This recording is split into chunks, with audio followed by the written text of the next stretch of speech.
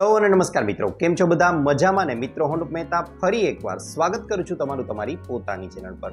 મિત્રો, જો તમારી લોકો સાથે પણ એવું થાય છે કે ટોયલેટમાં લાંબો સમય સુધી બેઠા રહો છો છતાં પણ પેટ બરાબર સાફ નથી થઈ રહ્યું, આ ઉપરાંત ઘણીવાર શરીરમાં ગેસ બને છે, એસિડિટી થાય છે, ઘણીવાર છાતીમાં બળતરા થાય છે, અથવા તો પેટમાં ગેસનો ભરાવો થાય છે, અથવા ઊંધો ગેસ બને છે, તેની સાથે સાથે અડધો કલાક સુધી ટોયલેટમાં બેસવા છતાં પણ બહાર આવ્યા પછી એવું જ થાય છે કે બરાબર રીતે પેટ સાફ નથી થઈ રહ્યું, તો ચિંતા કરવાની જરાય જરૂર નથી. કારણ કે તમે કોઈ એકલા એવા વ્યક્તિ નથી. આજે ભારતમાં દર બીજા વ્યક્તિને આ સમસ્યા છે તે સામાન્ય થવા લાગી છે.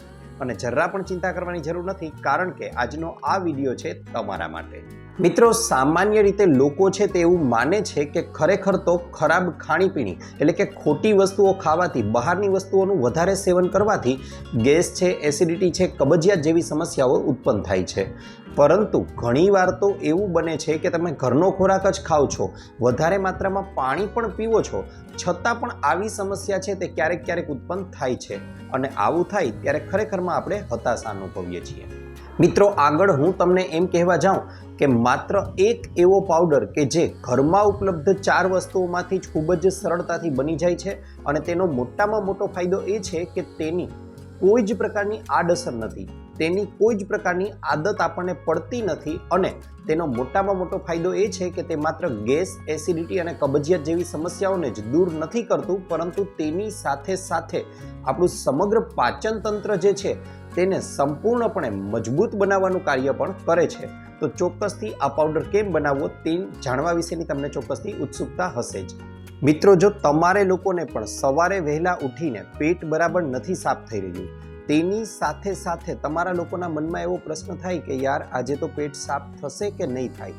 આ ઉપરાંત મિત્રો વાત કરવા જાઉં તો ઘણીવાર એવું બને છે કે હમણાં જણાવ્યું એ પ્રમાણે કે અડધો કલાક સુધી ટોયલેટમાં બેસવા છતાં પણ તમારું પેટ છે તે સાફ નથી થઈ રહ્યું અને આખો દિવસ ભારે ભરખમ જાય છે, તો આ પીડા છે તે એ જ વ્યક્તિ સમજી શકે છે જે વ્યક્તિને આ સમસ્યા ખરેખરમાં તો થાય છે. હવે આ માટે તમે લોકોએ ઘણી બધી આયુર્વેદિક દવાઓ છે, ઘણી બધી મેડિસિન્સ છે, ઘણા બધા દેશી નુસ્ખાઓ છે તે અજમાવ્યા હશે, પરંતુ તેનાથી બન્યું એવું હશે કે દવા લો છો ત્યાં સુધી તો તમારા પેટમાં રાહત થાય છે, પરંતુ જેવી એ દવા એ નુસ્ખો અજમાવવાનું બંધ કર્યું એટલે 1 કે 2 દિવસમાં ફરીથી આ સમસ્યા થઈ જાય છે.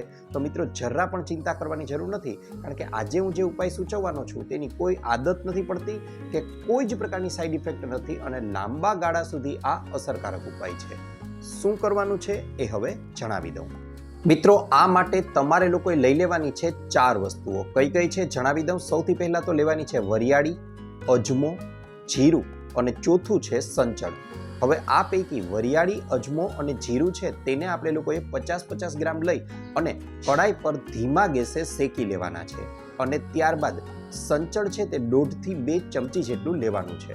હવે આ ત્રણેય વસ્તુઓને આપણે લોકોએ મિક્સરમાં પીસી અને તેનો પાવડર બનાવી લેવાનો છે, અને ત્યારબાદ તેમાં 1.5 થી 2 ચમચી જેટલું સંચળ છે તેને ઉમેરી અને મિશ્ર કરી લેવાનું છે. યાદ રહે, જ્યારે શેકો છો ત્યારે તેને હળવા ગેસે, ધીમા ગેસે શેકવાના છે, અને ખૂબ જ થોડા જ શેકવાના છે કે જેથી તેમાંનો ભેજ છે તે દૂર થઈ જાય. હવે આ જે પાવડર આપણી પાસે બન્યો છે તેને હવાચુસ્ત બરણીમાં અથવા પ્લાસ્ટિકના ડબ્બામાં પેક કરી શકો છો, અને આનો ઉપયોગ 2 અઠવાડિયા સુધી કરી શકો છો. મિત્રો, હવે એ જણાવી દઉં કે આ નુસ્ખો છે, આ ઉપાય છે તેને અજમાવવાનો કઈ રીતે છે.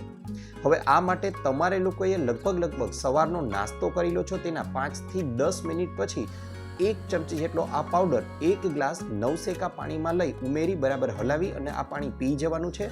અને આ જ રીતે રાત્રિના ભોજનના 5 થી 10 મિનિટ બાદ ફરી એકવાર નવસેકા પાણીનો 1 ગ્લાસ લઈ તેની અંદર 1 ચમચી આ પાવડર ઉમેરી અને પછી આપણે લોકોએ આ પાણી છે તેને પી જવાનું છે. બસ આ ઉપાય કરશો અને 2 અઠવાડિયા સુધી પણ આ ઉપાયને અજમાવી લેશો. મિત્રો, ગેરંટી સાથે કહું છું, ગમે તેવી ગેસ, એસિડિટી કે કબજિયાતની સમસ્યા હશે તે જડમૂળમાંથી દૂર થઈ જશે. આશા રાખું છું આપને મારો વિડીયો ગમ્યો હશે. વિડીયો ગમ્યો હોય તો લાઈક કરજો, ચેનલને સબસ્ક્રાઈબ કરજો. ઉપરાંત આપને પણ કોઈ હેલ્થ કે બ્યુટી સંબંધિત સમસ્યા હોય તો એ પણ જણાવજો. અમે તેને અનુરૂપ પણ નવા વિડીયો લાવવાનો પૂરતો પ્રયાસ કરીશું. આપનો ખૂબ આભાર.